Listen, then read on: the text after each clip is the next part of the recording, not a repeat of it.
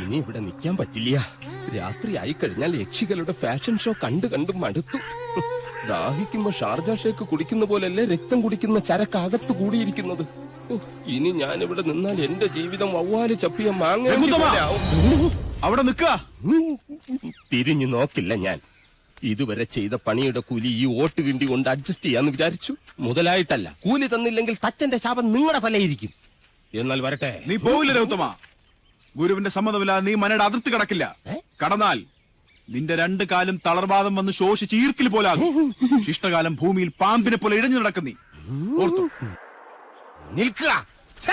അതിനോട് ആരാ പോന്നെ? അളയെ നിൽക്ക. ഞാൻ എന്നെ കൊന്നിട്ട് പോരെ. നോക്കുക. നിനക്ക് ഗുരു കൊണ്ട് പോകൂടാ.